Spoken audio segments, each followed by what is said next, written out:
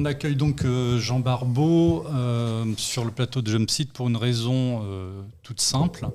Vous l'avez peut-être vu en kiosque. Le magazine Le Fanat de l'aviation célèbre les 40 ans de collaboration de Jean à sa ligne éditoriale. 40 ans de succès. Oh bah, certainement.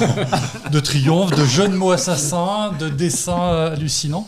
Et donc, comme le Fanat, cher à nous tous, institution très comment dire, précieuse, faisait un numéro spécial autour de tes dessins et auquel tu as contribué. On va expliquer en détail comment ça s'est fait. On a donc décidé de t'inviter sur le plateau et Gilles m'a demandé de faire un portrait de l'invité. C'est vrai, il a osé. Il a osé, c'est une aberration, parce que tout le monde sait que je ne sais pas dessiner, donc faire un portrait, c'est impossible. Voilà, il faut être très clair. Une patate. Voilà, donc ouais. Alors bon, ce matin dans le train, je me suis dit, on va essayer d'écrire quelque chose. Alors c'est un exercice. Oui, donc tu avais pris. Je l'ai fait très sérieusement. Oui. C'est un exercice, c'est la première fois que je fais ça, c'est sans filet, c'est écrit ce matin, ça va peut-être durer 2 minutes, 3 minutes, pas plus. Je suis obligé de lire parce que je ne retiens pas, enfin j'ai pas... Puis c'est le track. Il y a le track aussi énormément. Donc, quel talent. Let's go, je vais vous lire ce que j'ai écrit ce matin dans le train, et puis on va voir si ça passe ou pas. Vous me direz. Oui. Il était une fois une ribambelle de gamins fascinés devant leur écran de télé tous les soirs sur FR3, juste avant le 20h, alors que sonnait une réinterprétation de la toccata de Jean-Sébastien Bach, le générique du dessin animé posait le sujet. L'histoire de l'humanité, de l'ère préhistorique à un improbable et glaçant futur. Au générique, Albert Barillet et Jean Barbeau. Il était une fois l'homme posait alors, oui. Nous sommes au début des années 80, une nouvelle vision de la télévision intelligente, éducative et vulgarisatrice. Il fallait de profondes qualités pour faire de ce dessin animé, à la technique d'animation sommaire, un moment culte pour désormais plusieurs générations de gamins et donc leurs parents. Ça passait par des personnages bien campés et reconnaissables entre mille. Le teigneux, l'ahuri, le gentil, le balèze et surtout le génie, Maestro. Il fallait aussi la voix de Roger Carrel pour personnaliser tout ça. Quelle réussite! Et derrière ces personnages inoubliables, quelques coups de crayon de notre invité. C'était une rencontre, donc avec Albert Barillet, ce fut donc une carrière. Mais nous allons longuement en parler. Il n'y a pas eu que l'animation. Et ce qui vaut à Jean de se retrouver sur le plateau de Jumpseat aujourd'hui, c'est sa passion pour l'aviation. Cette passion, elle a trouvé aussi à s'exprimer, et là aussi les chiffres ne sont pas anodins, dans les pages du magazine Le Fanat de l'aviation. Et ce mois-ci, ça fait 40 ans que l'aventure a débuté. 40 ans, 480 dessins et autant de calembours. Il en faut du talent pour tenir aussi longtemps et pour parvenir à se renouveler. Il en faut du talent pour me faire hurler de rire lorsque j'ai découvert ce fameux Lec, pilote de Sukhoi 7. Il en faut du talent pour me rappeler que pour un saut en hauteur, l'essentiel est de bien prendre son élan. Celui-là, si vous ne l'avez pas, il faudra vous procurer le dessin. Oui. Et il en faut du talent pour nous parler de ce Fokker DR1 perdu dans la brume du côté des Yvelines. C'est peut-être aussi pour ça que c'est si difficile de faire le portrait de ce dessinateur. Un réquisitoire aurait sans doute été plus pertinent. Bonjour ma colère, salut ma hargne, mon coucou. J'ai toujours rêvé de le dire à un micro. Donc ça y est, c'est fait. On me demande bien pourquoi.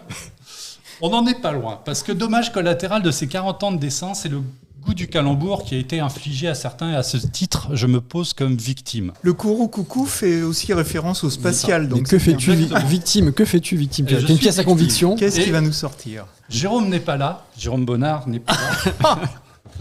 Et celui-là, je lui dédie.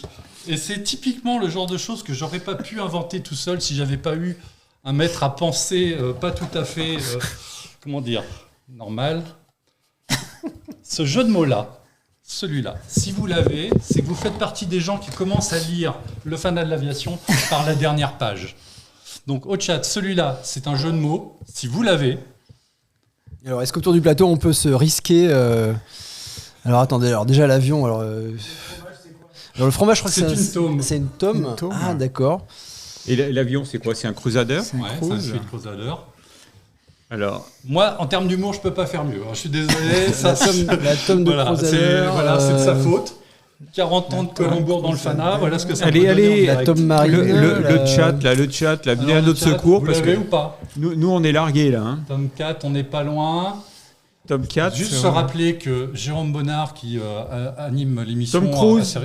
Tom Tom on a un Cruise, gagnant. bravo. Tom Cruise. Voilà. C'est l'indice Jérôme. Voilà, Ah, ça Jérôme, y est, d'accord. On a réussi à parler de Tom Cruise. L'atome et le cruise. Ça, Voilà. Et en plus, ça a voyagé par TGV. Vous vous rendez compte hein? Énorme, je vais pas m'en remettre. Voilà. L'atome et le cruise, Voilà. Tom Cruise. Quand tu ouvres le FANA, quand tu ouvres la rubrique maquette, des fois, ça fait cet effet-là. Tu sais pas d'où ça vient, tu sais pas pourquoi, mais c'est là. Et ça t'arrache un sourire. Donc, de portrait, il n'en est pas question. De toute façon, je ne sais pas dessiner, je l'ai déjà dit. Par contre, on ne va pas te soumettre à la question, mais on va tâcher avec nos questions de te permettre de te raconter et de dire « Il était une fois Jean Barbeau ». Merveilleux. Bravo. Joli. Merci Bravo. Frédéric. Voilà. Merci Fred. Eh bien, on te redemandera un portrait. Hein. tu seras attention. Tu seras peut-être pas tout le temps aussi bien inspiré. Hein. Et tu verra. boucles en plus sur le sujet du dessin du FANA. Donc, Voilà, exactement. vraiment, c'est une merveille Ouais, de c'est précision. lamentable. Non. J'en ai Non, pour non. 10 ans au zapping avec cette histoire. Voilà, j'ai ruiné ma carrière. Merci Jean. Pour ça qu'un réquisitoire aurait été. Bon, soyons un peu plus sérieux. Enfin, quoique, on n'est que dans la caricature, On n'est pas obligé d'être sérieux. On n'est pas obligé d'être Absolument sérieux. pas. Ceci dit, 40 ans de collaboration avec un magazine, c'est pas anodin. Moi, 40 ans du FANA, ce sera en 2052. Je suis pas sûr d'être. Enfin, je serais peut-être dans un état liquide à ce moment-là. Déjà, un magazine qui survit pendant 40 ans ou qui vit pendant 40 ans, c'est pas si évident. C'est ça. Et puis un collaborateur qui continue pendant 40 ans dans le même magazine, ça veut dire qu'il y a une entente aussi avec les rédacteurs en chef. Tu as de la chance avec le FANA, tu en as connu 3, 2. Ouais, deux, on peut dire, oui. Michel Bénichou, Alexis Rocher, pour les citer. Oui. Tu es arrivé au FANA comment ? Comment ça commence cette histoire ? Tu es jeune dessinateur, tu commences à travailler, donc on va en parler un peu plus tard, dans l'animation, mais bon, tu es un passionné d'aviation. Oui, enfin, j'ai démarré dans l'intérêt des avions, il est venu par les maquettes, en fait. Donc, dans un premier temps, les maquettes, je pensais même pas qu'il fallait user de documentation pour en faire. Donc, j'assemblais ça avec mes petits doigts pleins de colle et il fallait que ce soit terminé dans la matinée, en général, ou dans l'après-midi.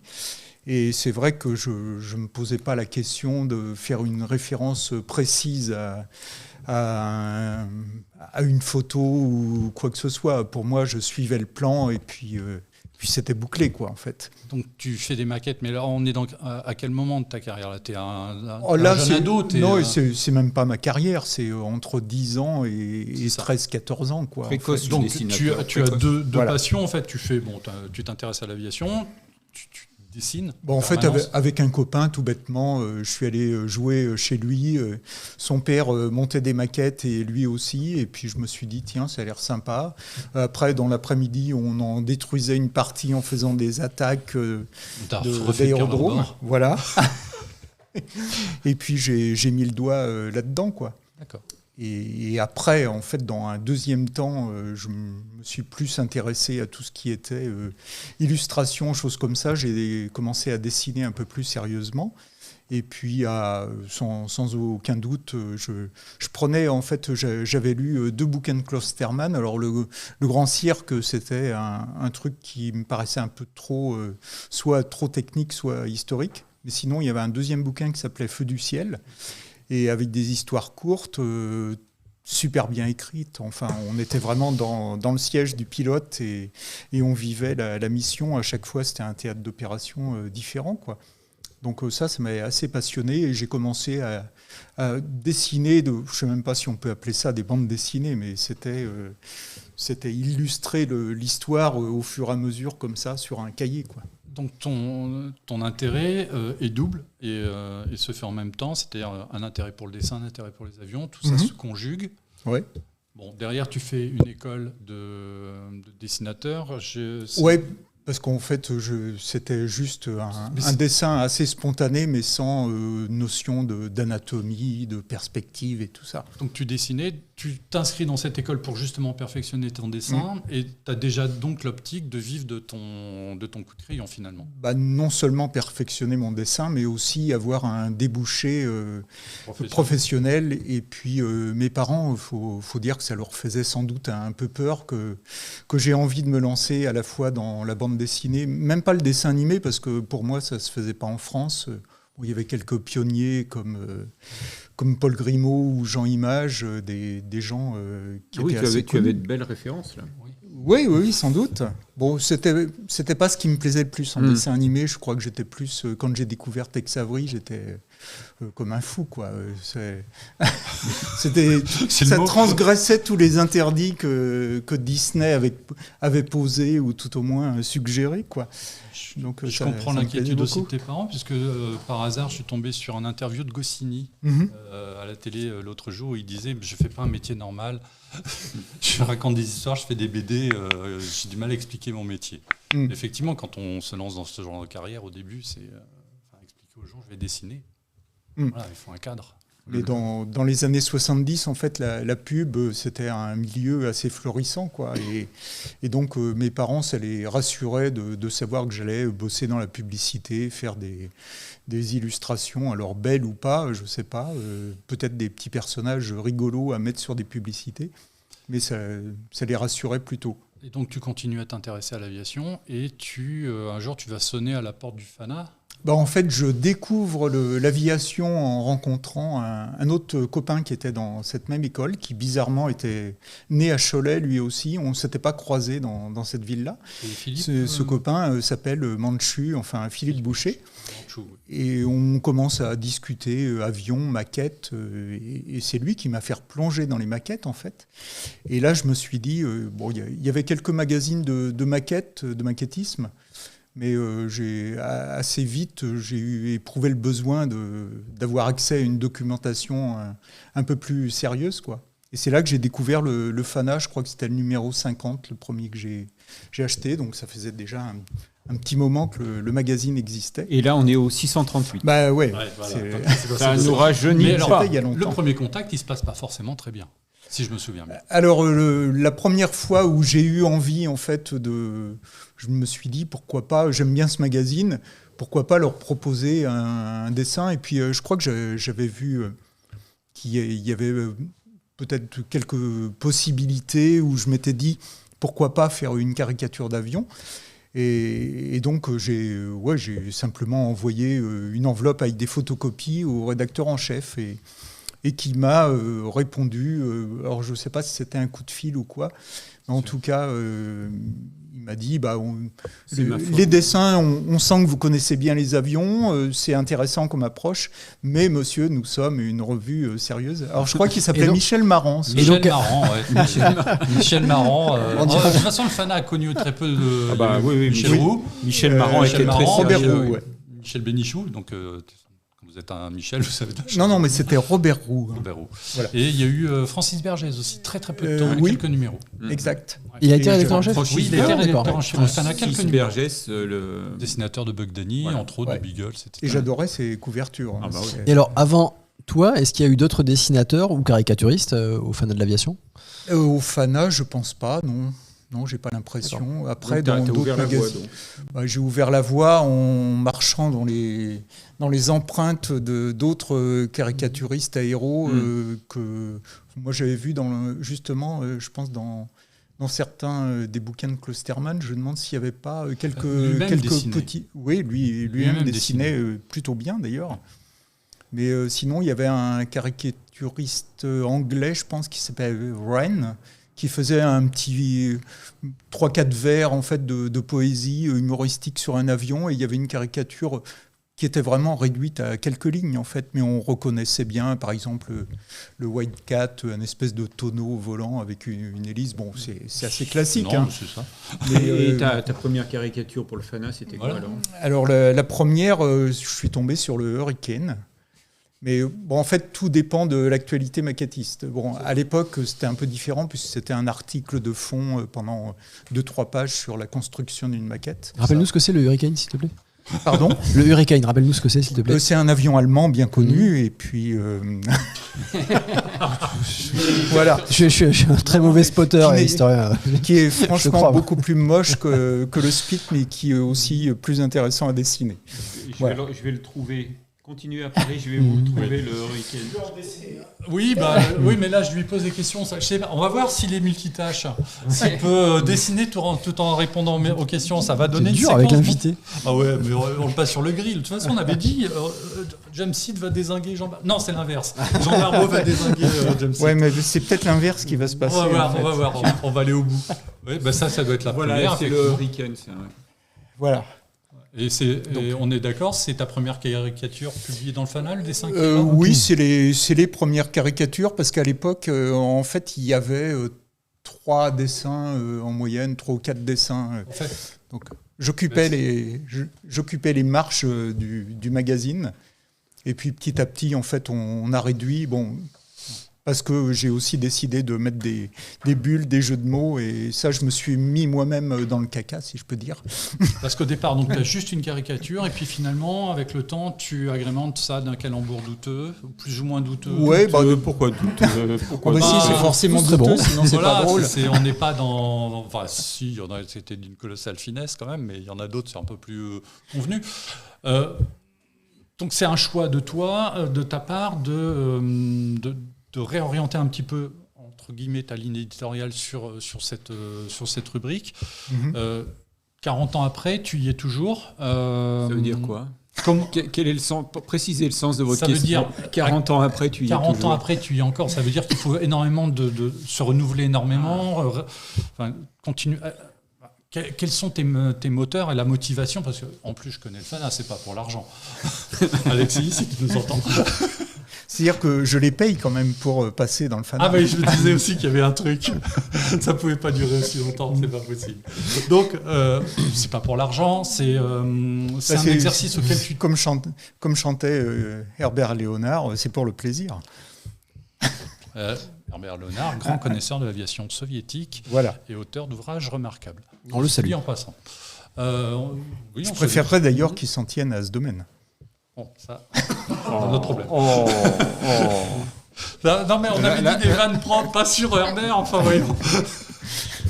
Donc, on continue.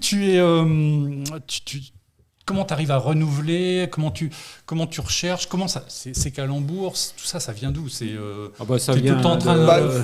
En fait, t'es dans ton petit Gottlieb illustré tous les jours, ou franchement c'est non, mais en fait, le mieux pour trouver une idée, bon, parfois ça peut être de se mettre devant sa feuille et puis de noter tout ce qui passe par la tête qui a un rapport avec le nom de l'avion ou sa carrière. Mais en fait, le mieux, c'est quand même d'avoir un peu de temps, de laisser mûrir le truc. Et la plupart du temps, il y en a certains qui ont eu des révélations en se brossant les dents ou en se rasant. Oui. Et c'est vrai que ça m'arrive aussi, en ne pensant plus au sujet, tout d'un coup, il y a un truc qui fait tilt. Et ça peut être au milieu de la nuit, ça peut être en... T'as un carnet à côté de ta table de nuit pour noter une idée comme ça au milieu de la nuit ? Maintenant, non, je le note sur mon téléphone. Mais parce que une ou deux fois, je me suis dit, je vais m'en rappeler le lendemain matin. Et voilà. Ouais. Donc il faut mieux noter. Le choix du sujet, c'est toi, c'est Alexis, c'est le rédacteur en chef. Comment ça se passe ? Comment ça fonctionne entre vous ? Ça fonctionne bien. En fait, ça fonctionne très bien. Ouais. Je pense que c'est ton meilleur rédacteur en chef depuis toujours, c'est ça ? Bien sûr, voilà. Oui. Enfin, jusqu'à la période précédente où c'était son prédécesseur, bien sûr. Oui, parce que tu as travaillé aussi un petit peu pour Aérobuzz. Tu n'as pas eu affaire à l'esclavagiste en chef C'était vraiment des relations très amicales, mais assez peu fréquentes. Bon.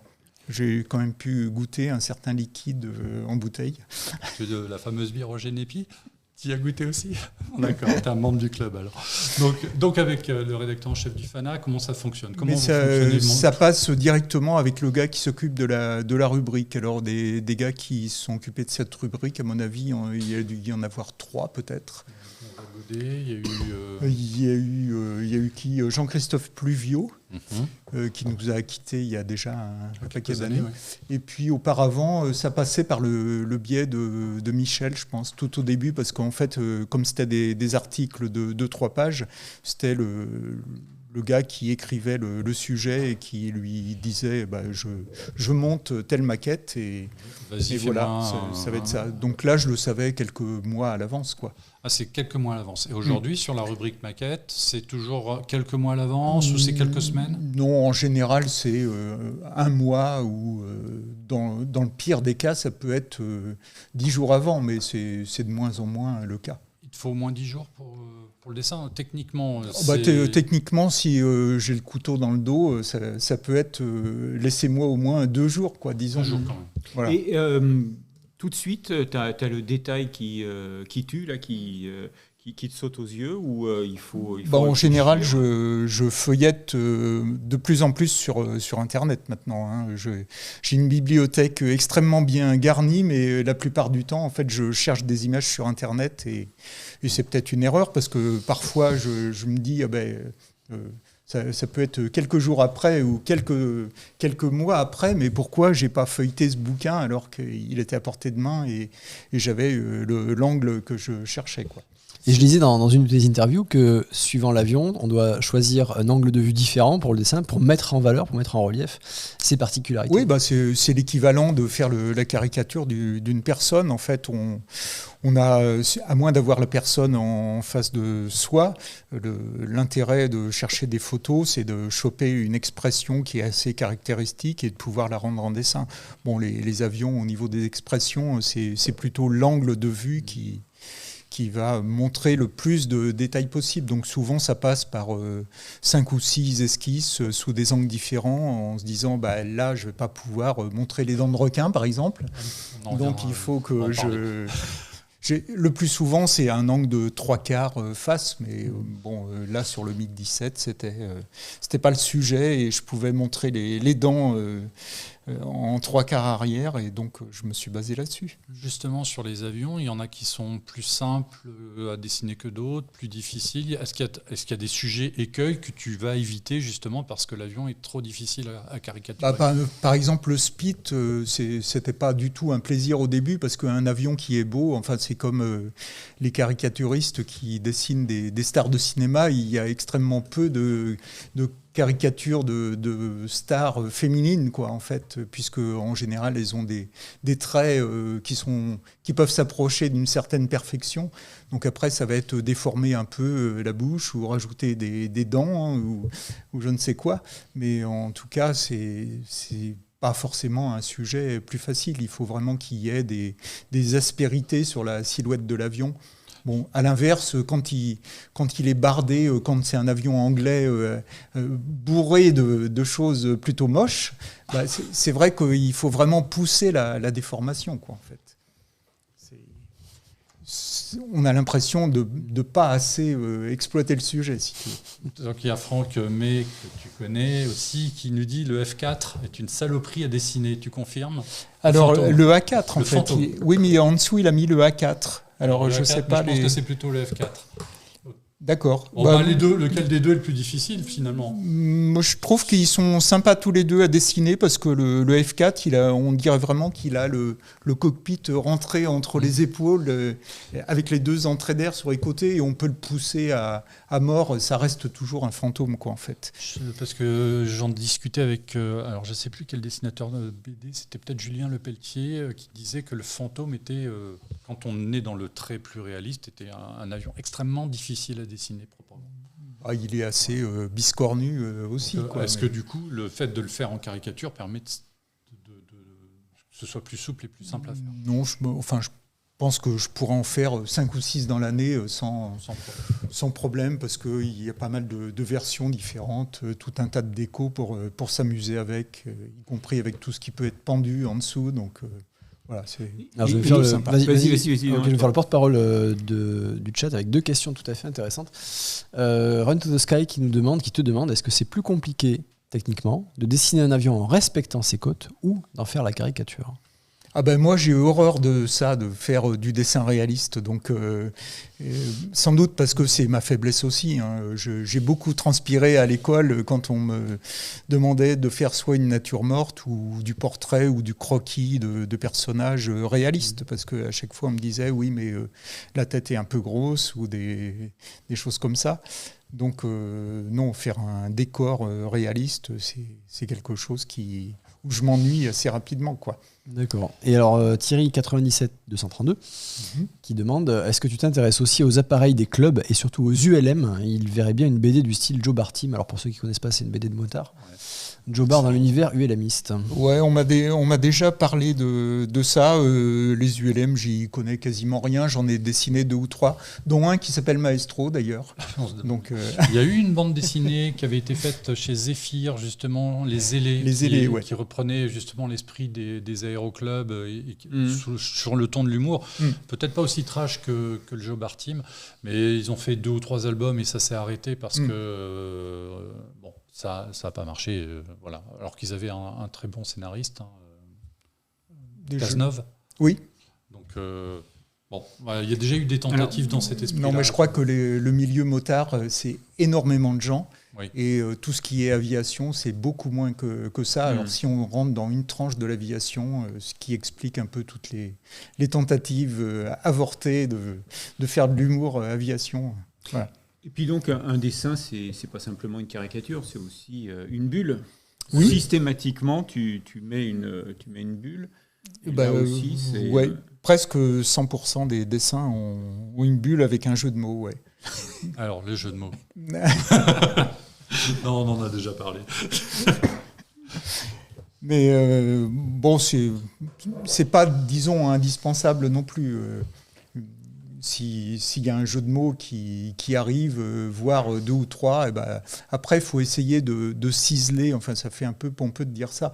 Mais essayer d'être le plus efficace dans le moins de mots possible, quoi. Donc, parfois, ça passe par 10 versions différentes et en se disant qu'est-ce qui va fonctionner le mieux, quoi. Justement, dans tes différents dessins, il y en a quelques-uns dont tu es particulièrement fier, où tu te dis là, franchement, je suis allé, j'ai fait, enfin voilà. Pour toi, il est 3 ou 4 qu'il faut retenir de ce que tu as fait dans le Fana. Il y en a un dont on me parle assez souvent avec le triplan, là. Le fameux triplan d'ouille. Et voilà. En fait, ouille, je ne savais même pas que ça existait. En fait, c'était avant les visiteurs aussi. Mais ce qui s'est passé, c'est que... Je ne savais même pas que la ville d'Ouille existait. Non. Ah, mais c'est fort. Pour l'anecdote, en fait, je termine ce dessin et je ne savais pas ce que j'allais mettre comme légende, quoi. Et il y a une amie dont j'emmenais les enfants à l'école, en même temps que notre fille, et elle me donne un courrier à poster. Et machinalement, je regarde l'adresse et je vois Ouille. Et ça fait tilt, en fait. J'ai trouvé, mais j'aurais pas eu ce courrier à poster, j'aurais trouvé autre chose sans doute. Et le fameux Lech, pilote de Sukhoi 7, donc quand on le lisait, ça faisait Lech, pilote de Su-7. Ouais. Ça vient d'où ça? Je sais pas d'où ça vient, mais sans doute en listant qu'est-ce qu'il y a de connu en Pologne, Lech ou Lech Walesa. À l'époque, oui, d'accord. Voilà. Sukhoi 7, okay. Parce que bon, ça a marqué tu vois, les conséquences que ça peut avoir, quoi. Et donc, il y a aussi une autre chose qu'il faut évoquer chez toi, c'est en fait la rareté des avions que tu dessines dépourvus de dents de requin. Oui, petit à petit, j'ai pris plaisir à chercher un maximum. Alors maintenant, j'en ai un fichier assez monstrueux. Alors sur certains avions, je ne parle pas le nombre d'images de P40 avec des dents de requin. Oui, moi je t'avais envoyé un Gardan GY80. Oui, alors j'avais vu aussi avec une belle dentition de requin. Le problème, c'est que l'actualité dans le Fana maquette. Le Gardan, on n'est pas près de le voir. Je pense. Donc il y a plein d'avions. Je sais que, mis à part les dessiner pour un recueil et pour le plaisir, quoi, je suis certain qu'il n'y aura jamais de maquette de cet avion. Cette folie des dents de requin, c'est pareil. C'est parce que c'est quelque chose qui avait accroché de l'œil sur un avion, ou c'est vraiment un goût que tu as développé, toi, de ces avions-là, notamment en partant du P40 ou d'autres, hein, mais c'est un goût personnel ou c'est vraiment un choix graphique? Alors, je crois que ça m'a toujours plu. En fait, quand les premiers que j'ai vus, c'était en faisant une petite maquette de P40 Frog des tigres volants. Là, j'ai trouvé ça sympa comme déco. Et puis, par la suite, à l'époque, c'était compliqué de trouver de la documentation. Donc, il y avait une librairie à Paris qui s'appelait Brentanos, qui existe peut-être encore. Alors, elle existe toujours, mais elle ne fait plus que de la presse. Je suis même pas sûr. D'accord. Donc, en fait, il y avait une entrée par le boulevard de l'Opéra, je crois, et puis une par une autre rue. Et on traversait, c'est vrai qu'il y avait toute la presse aéronautique anglo-américaine. Il y avait de la librairie aussi, effectivement. Et donc, il y avait des bouquins qui s'appelaient Aircam, qui étaient vraiment très moches sur le plan de la qualité des photos. Mais en tout cas, ils avaient 2 volumes sur les dents de requin. Donc, je me suis empressé d'acheter. Et puis quelques volumes sur le P40 aussi. Donc, j'amassais tout ça.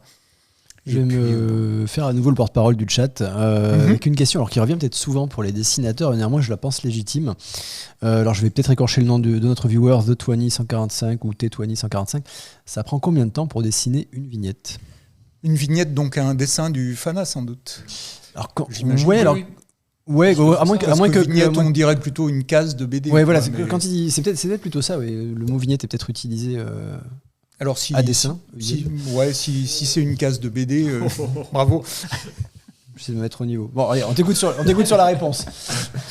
Mais en tout cas, une case de BD, grosso modo, ça peut se faire en 1 heure, disons. Tout dépend si c'est un pont de porte-avions vue d'avion et avec 50 000 détails, ça va être plus compliqué. Mais en général, on passe à peu près 1 heure sur une case, quoi.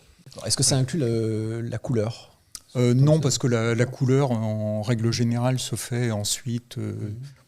À l'époque, ça se faisait sur ce qu'on appelait des bleus, qui étaient un tirage à part du trait noir et puis qui permettait de faire des couleurs à l'aquarelle sur un papier. Après, ça s'est fait sur Photoshop. Je tiens ma très, très bonne lecture. Non, c'était juste pour faire remarquer que tu faisais aussi de la bande dessinée, pas que de la caricature. Oui. On va en parler. On restait sur le Fana. La couleur, aujourd'hui, tu l'as fait en informatique, c'est toi qui le fais ou je continue à apprécier de faire un dessin sur une feuille de dessin et puis de tremper la feuille, de faire un fond avec une technique qui s'approche de l'aquarelle, mais c'est avec des encres. C'est exactement la même chose. Et puis donc en masquant la silhouette de l'avion. Et puis de temps en temps, je passe ça sur mon Instagram, la partie tracée noir et blanc. Et puis les bulles, je les fais à part, je les rajoute sur Photoshop. Mais pour le reste, je suis obligé de masquer la forme de l'avion, sauf si c'est un avion complètement noir ou quelque chose comme ça. Mais la plupart du temps, pour la couleur, je balaye mon ciel avec des effets de fumée ou des choses comme ça, quoi. JBO 777 demande si tu as déjà dessiné des avions imaginaires. J'en ai fait quelques-uns, mais non, c'est pas forcément mon truc. Ce sera la plupart du temps inspiré par quelque chose. Tout comme quand je dessine, si j'invente un scénario, ce sera plus souvent une parodie d'un truc existant plutôt qu'une création pure, quoi. Est-ce que tu es pilote ? Pas du tout. Non, ça m'est arrivé de tenir le manche d'un avion une fois que l'avion était en l'air, mais j'ai pas été obligé de le ramener au sol en un seul morceau et puis pas obligé de décoller, donc tout allait bien. Donc, pour la première fois, en plus de la caricature en rubrique maquette, sur ce numéro du Fana, tu as fait la couverture, qui est la signature du magazine depuis plus de 50 ans. Il y a eu une exception dans l'histoire du Fana où une photo a été publiée en couverture, parce que le dessin n'était pas arrivé. Un Super Corsair, je crois. Super Corsair. Et là, donc, tu fais la couverture avec un P40. Comme par hasard. Comme par hasard. Et là, non seulement il y a les dents de requin sur l'entrée d'air, mais il y en a aussi sur le bidon ventral. Oui, j'ai la photo d'ailleurs. C'est un grasshopper derrière. C'est un L5 Sentinelle. C'est un Sentinelle, d'accord. Et qui donc, a les mêmes crocs que sur les P40. Donc là, sur le travail de la couverture, globalement, tu as utilisé les mêmes techniques que quand tu fais la caricature, un peu plus travaillé. Est-ce que ça a été... Là, en fait, le boulot, ça a été de trouver une photo sous un angle qui me convenait, parce que construire complètement en perspective cet avion, c'était un peu au-dessus de mes forces et également un peu short au point de vue des délais. Ah. Donc je suis parti d'une photo. C'était juste pas exactement cette version-là, mais j'ai fait quelques petites bidouilles. Et puis je crois que c'était un P40K à l'origine. Donc j'ai reculé un peu l'empennage, j'ai changé la partie arrière de la verrière là. Et puis après, ça a été principalement un tracé le plus rigoureux possible, quoi. Je pense que j'aurais pu aller sur un truc un poil plus caricaturé, mais j'ai pas l'impression que le rédacteur en chef était prêt à... Tu avais eu des consignes particulières de ne pas aller trop loin dans la caricature, Ouais, pour justement que ça reste un dessin... Dans un premier temps, je lui ai montré plusieurs crayonnés avec l'avion sur le dos, et l'avion en ligne normale, et il m'a dit « Attention, on est quand même un peu dans la caricature. » Ouais. Et en plus donc du dessin de couverture, ce qui est quand même... quand on voit la liste des dessinateurs qui ont fait les couvertures pour le Fana, il y a du... Ouais, je suis en très bonne compagnie. Hein. Et tu écris aussi l'article central, donc dans la gueule des Assam Dragons. Mm-hmm. Donc c'est les P40 sur le théâtre d'opération Chine, Birmanie, Inde. Voilà, c'est ce qu'on appelle CBI. Ouais. C'est un intérêt que tu as. Justement, tu t'es intéressé à ça parce que les avions avaient des gueules de requins ou c'est lié à une autre chose? Parce que écrire un article sur le Fana de 12 pages, c'est assez. Ça demande un certain travail. Il faut une vraie connaissance du sujet. Donc on ne peut pas y aller comme ça par hasard. Tu as une vraie compétence sur cette thématique-là, un goût particulier? Il y a des gens bien plus compétents que moi pour l'écrire, surtout en langue anglaise. Mais en fait, ces décorations de P40 avec ces crocs un peu, ce qu'on peut dire, préhistoriques, disons, et m'avaient attiré l'œil. Dans un premier temps, je n'étais pas très fan parce que je trouvais que ça avait moins de mordant, si je peux dire, que les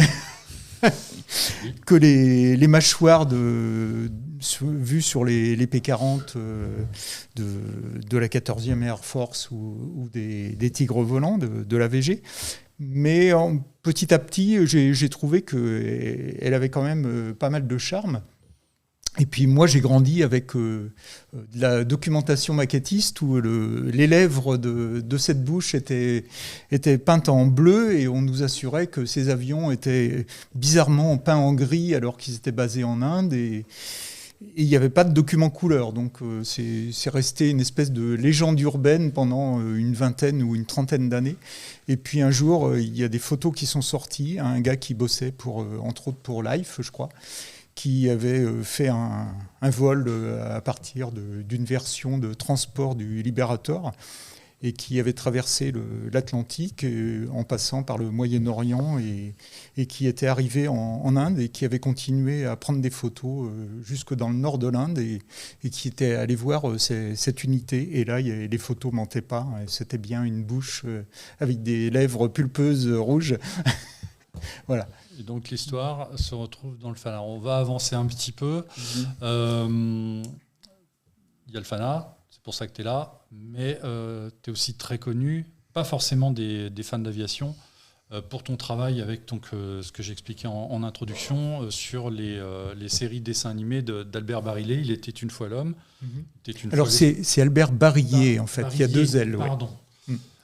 Albert Barillet, donc il était une fois l'homme, il était une fois l'espace, il était une fois la vie, et la quatrième, c'est les avant. C'était les Amériques. Ah, il y a eu. Ouais, après, il y a eu les découvreurs, les explorateurs, et il était une fois notre Terre, la toute dernière. D'accord. Et dans toutes ces séries, alors au départ, toi, tu arrives dans ce métier de l'animation comment ? En fait, donc j'étais dans cette école de dessin publicitaire et j'avais un prof de croquis qui s'appelle toujours Bernard Derriès. Et Bernard Derriès, c'est un nom que vous avez pu voir sur des génériques peut-être de production. Tu ne dois pas forcément le voir souvent. Mais en tout cas, il a fondé un studio qui s'appelait DIC avec un certain Jean Chalopin. Oui. Et donc, c'est la boîte qui a produit les Inspecteur Gadget, des tas de trucs, dont 31, c'était Ulysse 31, oui, bien sûr, où j'ai retrouvé mon camarade Manchou. Moi, je suis pas intervenu sur Ulysse 31, j'ai juste fait des caricatures de Ulysse et de certains personnages, quoi. Et donc tu es diplômé de cette école et... J'ai un très beau CAP de dessinateur publicitaire qui est resté sagement au fond d'un tiroir parce que je n'ai jamais eu à le présenter. En fait, on montrait un carton en dessin avec ce qu'on était capable de faire en dessin, mais ça se limitait à ça. Et puis, donc à la fin de ce parcours scolaire qui durait 3 ans, en fait, on me propose de faire un stage, comme à tous les élèves, dans une agence de publicité. Et donc, j'ai vu un peu à quoi ressemblait le boulot en agence, qui ne m'a pas plus amusé que ça. Il fallait détourer une photo. Enfin bon, c'est un truc bien loin de la créativité de ce qu'on faisait à l'école. Et puis, ce prof qui, entre-temps, avait quitté l'école à la fin de la 2e année pour aller monter le studio de dessin animé, me dit il y aura du boulot pour toi. Moi, je lui ai montré ce que je faisais comme bande dessinée pour moi, quoi. En fait, j'avais commencé à adapter un bouquin en BD. J'avais fait sans doute une 20aine de pages et puis quelques croquis comme ça. Et donc, je suis allé faire également une semaine de stage en pur dessin animé dans ce studio, quoi, qui était à Tours en plus. Ouais. Donc déjà, pour le gars qui pensait que le dessin animé ne se faisait qu'aux États-Unis ou au Japon, en fait, c'était à Tours dans une espèce d'entrepôt. Et c'est à ce moment-là qu'on te demande de définir les personnages pour les futures séries ou comment ça... Ça a été vraiment être premier dans un concours de circonstances, puisque là, pendant une semaine, donc, j'ai vu en quoi consistait le travail d'animateur, de mise en couleur, même de banc-titre, c'est-à-dire de filmer les plans de dessins animés avec une caméra verticale sur un support plat. Et puis, à la fin de ma semaine, je voyais que c'était un truc sympa de bosser là-dedans, quoi. Et puis le directeur du studio, donc le Bernard Derriès en question, me dit il y a un producteur de Paris. Moi, je n'avais jamais entendu parler d'Albert Barillet. Mais donc, c'était lui qui lançait une sorte d'appel d'offres. Et il y avait ce qu'on appelle une bible, c'est-à-dire il présentait son projet en quelques lignes, ou quelques pages tout au moins. Et il faisait le listing des personnages de base. Et donc, c'était le savant barbu, c'était le gros costaud, un costaud mais plus méchant, donc le teigneux, son âme damnée, si on peut dire, le petit nabot, ce qui fait un peu pléonasme. Et puis, il y avait un papa, maman et 2 enfants, quoi. C'était les 8 personnages de base. Et donc, ce sont tes personnages qui sont... choisis qui sont utilisés ensuite dans la série. En fait, moi, je rentre le week-end, je fais chez mes parents des petites esquisses de personnages. Je crois qu'il y avait un vague storyboard du premier épisode sur les Cro-Magnons. Et puis, en revenant à Tours le lundi matin, je dépose ce que j'avais fait comme dessin, comme proposition au studio, et le studio envoie en même temps qu'il y avait donc les dessins d'une dénommée Bernard Derriès. Il y avait Afroula qui était également dans le studio et qui par la suite deviendra mon épouse et ma fidèle équipière. Et donc je pense qu'elle avait dû proposer aussi une galerie de personnages. Bon, on était assez nombreux. Et puis après, je retourne à l'école, quoi. En fait, j'avais encore, je pense, 1 mois ou 2 de scolarité à effectuer, quoi. Et j'oublie complètement ça parce que pour moi, c'était un exercice, quoi. C'était évidemment pas moi qui allais être choisi. Il y avait mon prof qui dirigeait le studio, c'était pas possible. Et finalement ? Et puis, de mémoire, quasiment à la fin de l'année scolaire, le directeur de l'école me dit « Qu'est-ce que vous faites ce week-end ?» Et je lui dis « Je rentre chez mes parents, comme d'habitude, à Cholet. » Et il me dit « Je pense que ce serait une bonne idée que vous alliez à Paris. » Et quoi faire à Paris, quoi. Et il me dit, il se trouve que le producteur des séries, apparemment, il aime bien vos dessins et donc il voudrait vous rencontrer. Donc si vous êtes dispo le samedi après-midi, il vous attend dans son bureau. Donc, Albert Barrier.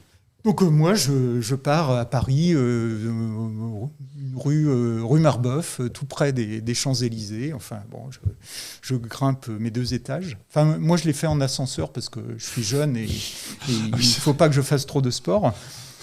Et j'arrive en avance, bien sûr, et puis les bureaux sont fermés, donc une porte assez ouvragée en bois, la moquette sur le sol, l'escalier moquetté aussi. Et tout d'un coup, je vois un homme d'âge déjà respectable qui grimpe les marches 4x4, qui s'excuse d'être arrivé après moi, quoi. Et c'était Albert Barrier. Et puis, il me dit que il aime bien mes dessins et qu'il va falloir modifier des trucs, mais que ce serait bien si on pouvait continuer l'aventure ensemble, quoi. Est-ce que le savant barbu, dès le départ, donc Maestro, est-ce que dès le départ, il avait cette barbe qui recouvre tout son corps ? Sur mes premières esquisses, non. Parce que ça fait partie des choses pour moi, les gens barbus que je voyais dans la rue ou sur des photos, ils avaient des barbes qui arrivaient à mi-torse, disons. Mais quand Albert Barrier disait que de temps en temps, il s'en mêlait dans sa barbe, ou que moi je m'étais dit, je vais lui mettre jusqu'au genou, et puis il me dit, mais pour moi, il faut vraiment que ce soit une barbe sur pattes, quoi, en fait. Moi, il me fait penser, j'ai pas été le premier à le noter, il me fait penser au Capitaine Caverne. Oui, bien sûr. Et alors, la chronologie entre les 2 personnages ? Alors moi, j'ai grandi sans la télé. Alors, je sais pas quand est apparu mais je crois que j'ai dû chercher, mais bon, j'ai une mémoire de poisson rouge. En fait, ça arrive strictement. Je pense qu'il est apparu après, Capitaine Caverne. C'est bien ça. Si le chat sais devrait pas, est-ce que c'est pas toi qui a inspiré Hanna et Barbera ?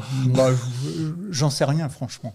Mais je crois qu'ils sont quasiment à un an près, ils sont quasiment. Il y a ce concept de la barbe qui permet de planquer plein de choses aussi. Oui, bien sûr.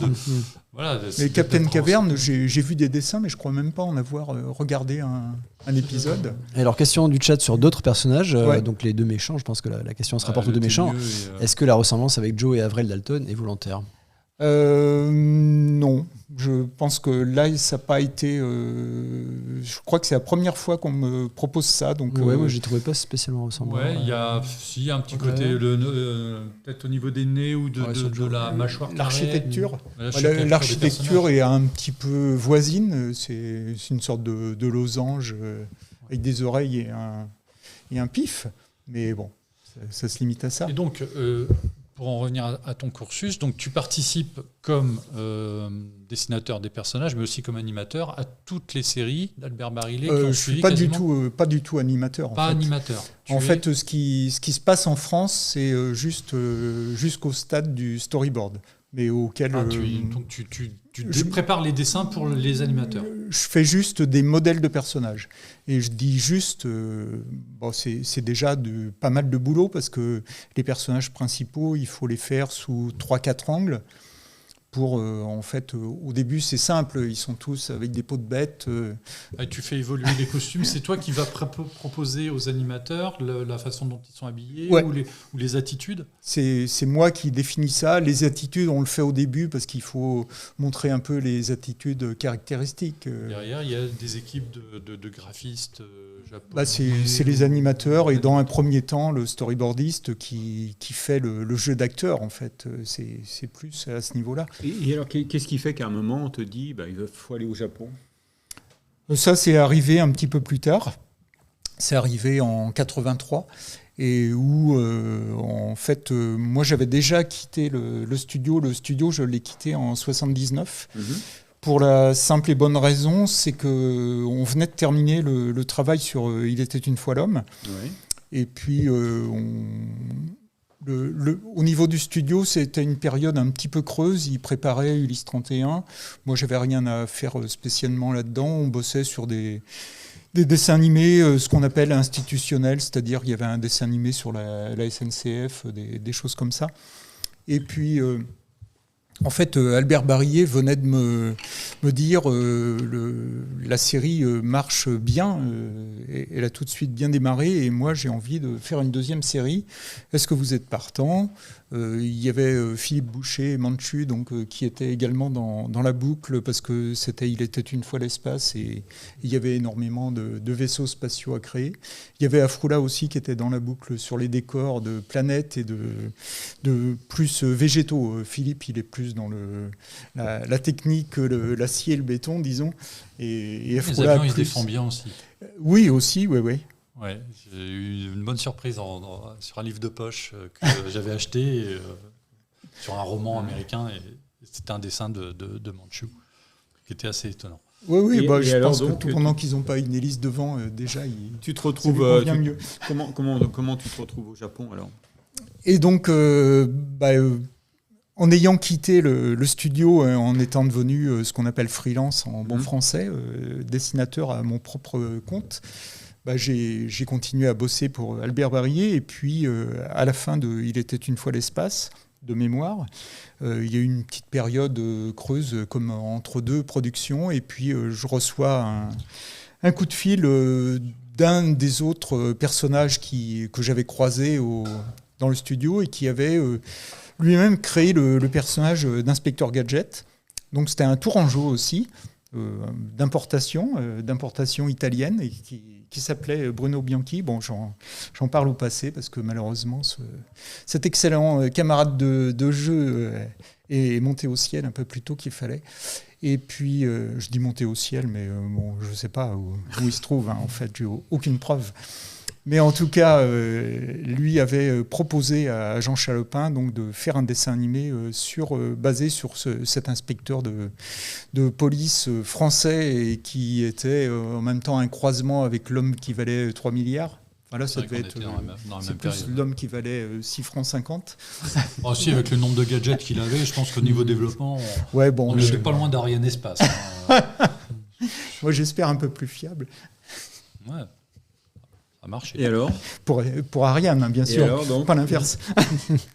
et donc, on me dit, est-ce que tu aurais envie de bosser, faire le même travail que je faisais sur Il était une fois l'homme, sauf que ça ne concernait pas les personnages principaux qui étaient déjà définis, mais ça concernait tous les personnages secondaires qui pouvaient intervenir au sein d'un épisode. Donc, moi, je suis toujours partant sur les trucs qui vont changer de l'ordinaire, quoi. Donc, et puis en plus, on me dit ça va se passer à Tokyo. Donc, partir à Tokyo, c'était plutôt sympathique. Donc me voilà embarqué à dessiner des personnages en allant sur place, quoi, pendant l'équivalent d'un mois ou quelque chose comme ça. Donc, donc une immersion dans la culture japonaise, ça a été ça pour toi ? Oui, enfin immersion, en même temps on était un groupe de quelques 2 ou 3 Français, il y avait également quelques Canadiens, donc on communiquait en anglais et puis sinon on avait une interprète japonaise qui tout en retenue. Bon, on avait tout le temps, en fait, comme le japonais est une langue assez gutturale, on avait tout le temps l'impression qu'il y avait une engueulade en cours, alors que c'était pas forcément le cas.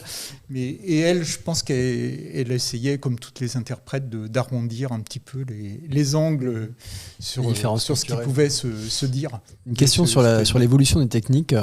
Est-ce que tu voudrais nous donner un point positif que tu as vu dans l'évolution de la technique du dessin et un point négatif? Je pense au passage, tu m'arrêtes si je dis une bêtise, mais je pense au passage du crayon à l'ordinateur. En tout cas, j'avais bien juré que jamais je ne toucherais un ordinateur. Et bon, heureusement que ça n'a pas été gravé dans le marbre. Heureusement, ça n'a pas été dit devant une caméra. Mais en fait, tout ce qui est intéressant dans le numérique, c'est cette espèce de droit à l'erreur. Et cette possibilité, moi, ça m'est arrivé de multiples fois d'utiliser un fond de dessin à l'aquarelle et puis pris par le temps de réutiliser ce ciel en basculant les couleurs dans une ambiance différente ou en faisant un gros plan. Et un point déformant. Et un point négatif du travail avec les techniques d'aujourd'hui? Le point négatif, c'est le fait de fouiller dans mon carton à dessin et de retrouver des vieux dessins où il y a, par exemple pour le Fana, il y a la bulle qui est dessinée avec le lettrage écrit à la main. Et puis maintenant, parfois, c'est un dessin presque en noir et blanc avec juste des valeurs et puis je fais les couleurs par-dessus, je rajoute les cocardes sur Photoshop, tous les chiffres, je les fais plus à la main forcément. Et donc, quand on me dit j'aimerais bien t'acheter ce dessin, quand je montre l'original, c'est forcément moins motivant la plupart du temps, quoi. C'est principalement ça, c'est tout le côté virtuel de la chose. Comme dit Thierry, 97-232, tous ces cracks de l'imaginaire aéronautique nés dans la région de Poitiers, ça fait rêver, à tel point qu'en écrivant mon petit texte ce matin, j'étais effectivement persuadé que tu étais né à Poitiers, puis c'est en regardant sur la fiche wiki que non, il est né à Cholet. Bon, ça me fait une vanne en moins. Bon, tu étais à Poitiers content. Oh, joli, à noter aussi celle-là. On va avancer parce qu'effectivement... Oui, juste, on rassure Franck, du moins on répond à Franck May qui demande donc pas de la ressemblance avec Joe et Aurel Dalton étaient le volontaire. On l'a déjà dit ça? Oui, on a parlé. Oh là là, on a parlé. C'est pas... Oui, mais t'étais au Japon, toi. Voilà, j'étais au Japon. Ouais. Mais tu n'es pas allé qu'au Japon? Je suis allé aussi, toujours pour bosser sur du dessin animé à Los Angeles. D'accord. Et donc, ça a duré combien de temps, cet épisode dessin animé international? Je crois que ça s'est fini, ça a duré de 83 à 87 en ce qui me concerne. D'accord, mais Parce que après, il y a eu un instrument qui existait déjà, mais qui n'était pas dispo du grand public, c'était le fax. Mm-hmm. Et même à l'époque où on était à Los Angeles, il y avait des gens qui prenaient l'avion avec des valises de dessins et qui allaient à Tokyo et la communication se faisait comme ça, quoi. Et le fax, à la base, c'est en noir et blanc, donc... Ah bah oui, de toute façon, il y avait... Les coloristes étaient sur place, donc ça posait pas de problème. Il y avait une partie, quand ils faisaient la navette avec des valises de cellulo ou de choses comme ça, c'était forcément parce qu'il n'y avait pas d'autres solutions raisonnables pour le faire. Mais un jour, en fait, Albert Barrier m'a offert un fax pour, je ne sais plus, peut-être à la fin de Il était une fois la vie ou quelque chose comme ça. Et c'est vrai qu'à partir de ce jour-là, je n'ai quasiment plus quitté mon atelier, quoi, en fait. Et dans ton atelier, tu as eu une autre activité aussi. La sieste ? Alors, la sieste. Comme tous les travailleurs indépendants. Ouais, bah oui, de toute façon, En fait, tous les travailleurs indépendants. Je ne dors jamais, sauf en cas de nuit blanche. Ouais. Tu as fait de la BD aussi, donc tu es à la base de 3 séries. Tu as eu le lieutenant McFly. 3 ? Je ne sais plus. Tu as eu Heureusement que tu es là. Et tu as l'aéroclub des Colibris. Oui, je ne rentrais pas ça dans la bande dessinée. Était dans l'illustration. Dans l'illustration, je les ai apportés. Je ne sais pas si Martin va vouloir que je les montre. Bah, il a intérêt. Voilà. Donc Martin, il faut que tu me redonnes la main. Alors on commence par quoi dans l'ordre chronologique, les lieutenants McFly. Lieutenant McFly. Ouais. Alors en avant. Donc là, on est au début des années 2000, c'est ça? Fin des années 90? Je pense qu'on est en 99, ouais. Voilà. La parution du premier. Et donc là, c'est quoi l'histoire? C'est des gags. C'est du gag la plupart du temps en plusieurs pages quand même. C'est des histoires courtes. Il y a quelques gags en une page. Il y a quelques bouquins dédicacés qui des dédicaces qui ressemblent sont là. Bon, on sent que j'étais beaucoup plus appliqué que sur mes dédicaces plus récentes. Mais en tout cas, c'était un jour, en fait, j'avais entendu à la radio que Thierry Caïto, scénariste d'Aqua Blue et puis plein de trucs plus réalistes aussi, mais était un fan d'aviation. Et puis, je l'ai contacté et on a bâti une sorte de projet BD. C'était avec l'équipage d'un B-17 et puis un équipage assez déjanté. J'ai fait 4 pages en noir et blanc et le sujet, oui, n'a pas trouvé preneur malheureusement. Donc c'était un peu le rêve qui s'écroulait. On me disait que le dessin, il y avait peut-être des choses à faire un poil plus réaliste en ce qui concernait les personnages. Bon, c'est dommage parce que c'était une histoire complète, en fait, assez humoristique, basée sur toute l'histoire avec le KG-200, c'est-à-dire les Allemands qui capturaient un avion pour le remettre à leur marque. La bande dessinée aéronautique, ça n'a jamais bien marché. En revanche, la bande dessinée... En humour, tu veux dire? Oui, oui. J'ai dit aéronautique. Oui. Non, c'était humoristique, ouais. D'accord. Merci, Jean. Je suivais. Donc oui, je disais, ça n'a jamais marché. En revanche, la bande dessinée hyper réaliste, c'est la référence. On rêve tous d'avoir le même succès, mais c'est vrai que les séries réalistes ont l'air de... Comment on explique ça, le fait que... Je sais pas, je pense qu'il y a beaucoup de lecteurs qui cherchent vraiment à avoir des détails. Enfin, pour moi, c'est pas un outil de documentation, la bande dessinée aéronautique réaliste.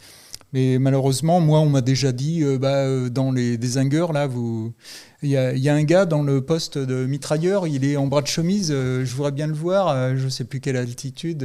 Oui, c'est vrai. Mais bon, je lui ai dit que ce n'était pas la seule chose qui pouvait éventuellement ne pas être super réaliste dans ce qu'on la position dessinait. du mécano sur sa moto, déjà... en revanche, j'ai un pilote... qui est il n'est pas sur une seule jambe, mais il était debout sur sa selle, un pilote des Tigres volants ou quelque chose comme ça, sur une Harley WLA. Donc les dézingueurs arrivent après, c'est 2010-2013 oui, ça c'était quasiment 10 ans après, donc en fait l'aventure... J'étais parti sur Thierry Caïto et ça a été l'occasion de travailler avec Fred Duval. Donc on s'entendait très bien, mais c'est vrai que même sur le 3e, on est parti sur une histoire complète et c'était un régal à faire parce que là, ce qui est sympa, c'est qu'on n'est pas tenu dans un carcan de boucler un gag, par exemple, en une page. C'est super compliqué avec des avions parce que remplir 12 pages... c'est forcément un format assez étriqué pour faire des avions ou des évolutions comme ça. Donc l'aventure s'est arrêtée là et par la suite Hervé Richez qui bossait chez Bambou m'a proposé de faire quasiment l'équivalent de Baba Black Sheep.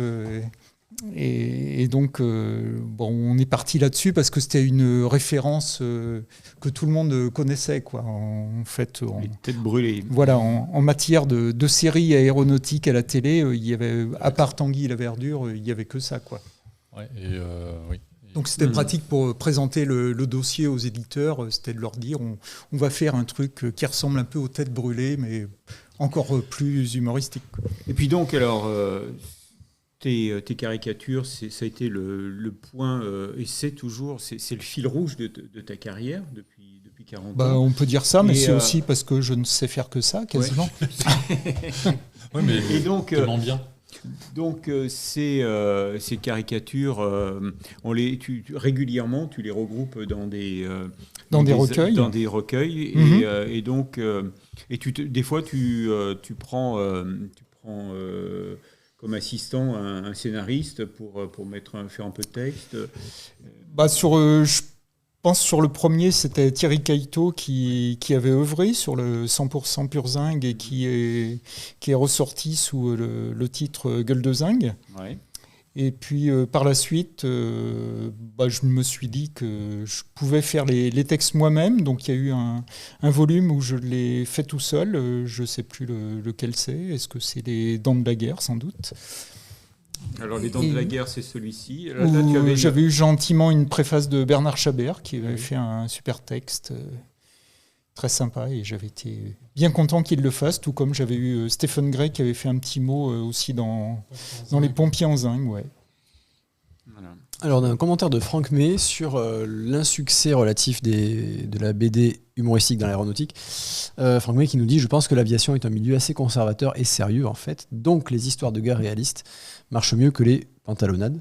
Dans un autre domaine, le goût tout relatif des amateurs d'histoire de guerre en matière d'humour explique pourquoi alors pardonnez ma prononciation, MASH, je sais pas comment on prononce. Je sais que c'est un film, mais voilà. Pour 10 000 films, genre Les Ponts de Tokori et La Bataille d'Angleterre. Oui, c'est un peu vrai. Sérieux. Bon, voilà. Mais c'est vrai que dans un premier temps, je vois quelqu'un qui fait référence au Joe Bartim, et on s'était dit, Joe Bartim, ça marche du feu de Dieu, et donc, et en plus, ils en ont sorti relativement peu, donc on imaginait avoir davantage un boulevard que ça qui s'ouvrait devant nous, et en fait, le boulevard n'existait pas, c'était plutôt une ruelle, une ruelle sombre. Bon, il y a quand même eu 4 compiles de tes dessins au moins, c'est ça ? Les compiles marchent plutôt bien en fait, comparativement. Le dernier en date, Drôle de Zingue, est à la collaboration d'un certain Franck May, voilà. Qui, comme par hasard, a pondu quelques textes. C'est étonnant, ce garçon est partout, c'est bizarre. Mais Franck, j'avais beaucoup aimé ses portraits d'avions à l'occasion des anniversaires qu'il publiait sur son blog. Il publie toujours d'ailleurs, mais je crois qu'il a beaucoup moins le temps. Ouais. Et j'avais aimé ça, tout comme j'avais aimé certains de tes textes aussi, Fred Marsali en face.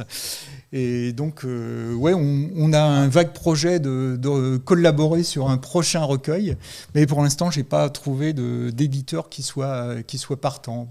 Juste pour la petite anecdote, tu m'avais demandé de faire des essais pour Pompier en zinc en 2004. C'est vrai. J'avais pas été retenu, c'est Alexandra Zénal qui avait fait un très bon travail. Mais en fait, 3 ans plus tard, quand j'ai sorti mon premier bouquin qui s'appelait Bombardier d'eau en images, c'était clairement ton bouquin qui m'avait donné l'idée de faire quelque chose sur ce sujet-là de façon plus sérieuse. Et puis finalement, j'ai continué à écrire sur ce sujet-là. Donc quelque part, je te dois aussi s'en dois une. Voilà. Ça s'arrosera tout à l'heure. On va voir. C'est ça. Ouais. On devra forcément réinviter Jean parce que je crois qu'on a fait qu'effleurer le sujet finalement. Oui. Effleurez-moi encore. Oh bah non, là, tout de suite on va avoir des problèmes avec la modération. Non, il n'a pas dit effeuillez-moi. Effeuillez-moi. Oui. On a fait qu'effleurer le sujet, mais on voit bien qu'il y a de la matière plus qu'à raconter, parce qu'entre la BD, comment ça se passe, l'illustration... Mais j'ai sûrement pas cité tout le monde et mes influences diverses et variées. Donc, voilà. On avait, vous voyez, Shigeo Kopé, Grinel, sur lequel tu as collaboré, tu avais fait une compilation. Oui, il n'y avait pas de bouquin qui concernait ces peintures, et comme c'était quelqu'un de très bonne compagnie, j'ai été heureux que les éditions Grand Angle veuillent bien sortir une compile de ses œuvres, y compris quelques peintures western à la fin.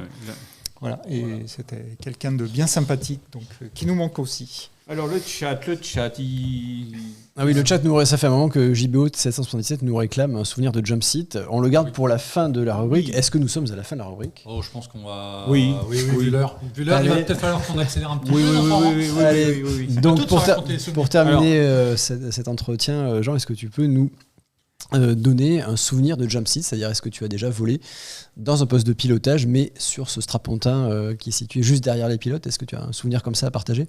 Alors, je n'ai pas l'impression, peut-être au moment où je suis revenu à un moment de Nouméa. J'avais eu une sombre aventure lors d'un baptême de plongée qui s'est terminé au CHU de Nouméa après quelques jours de coma, donc un truc un peu bizarre. Mais en fait, quand j'ai été rapatrié en France, il y a le commandant de bord qui est venu me saluer en me disant qu'il était lecteur du FANA. Et que pendant le vol, si j'avais envie de venir faire un tour Alors donc je suis allé me faufiler dans le cockpit une fois qu'on m'ait ouvert les portes et les accès. Et de mémoire, on devait être au-dessus de l'Alaska ou de la Sibérie, je ne sais pas quoi, mais c'était un moment un peu privilégié. Alors là, j'ai dû être assis sur le jump seat, mais autrement, j'ai été assis dans des postes de pilotage. Ce n'était pas forcément des jump seats, c'était éventuellement des éjecteurs seats, mais que je n'ai pas déclenché. Et puis voilà, c'est toujours un bon moment de se retrouver, en tout cas, les fesses dans un avion avec quelqu'un de confiance de pro, qui sait quoi faire de cette machine étrange. Et puis, bon, moi, ça m'apporte pas forcément grand-chose de prendre les commandes, quoi, en fait. C'est plus agréable pour moi de profiter du paysage et puis de profiter de certaines sensations. Un tour en Fuga avec des moments un peu plus sportifs, disons. Surtout que la veille, j'avais fait du planeur. Donc, tu as déjà volé en Fuga ? En Fuga, avec un gars qui en avait un dans une collection privée, quoi, en fait. Voilà. Didier Berger, pour le citer. Alors, un lecteur d'Aérobuzz. Il est décédé. Didier, son frère, qui continue à voler aussi. Ouais. Pour nos viewers, oui, le Fuga Magister, qui est un ancien avion d'entrepreneur de l'armée de l'air. On peut décrire c'est comme ça. En deux mots. Ouais. Ouais. L'avion qui a précédé l'Alpha Jet. Voilà. Dans la patrouille de France notamment. Le chat qui réagit, qui nous demande pas de jump seat avec Alexandra dans le DC3, point d'interrogation. Ah oui, Alexandra Zemal qui est lâché sur le DC3 de France DC3. C'est ça, hein. T'as pas encore fait voler? Non, on s'est croisés sur un meeting en Normandie, mais on a papoté pendant que l'avion était sur le parking. Mais voilà, ça s'est limité à ça. Une prochaine fois, sans doute. C'était sympa de la revoir, en tout cas. Merci à tous de nous avoir suivis. On se retrouve très bientôt sur le Jump Seat, sur Twitch. Alors n'oubliez pas d'activer la petite cloche sur le compte Twitch pour être averti des prochaines émissions et pour nous suivre en direct. À bientôt.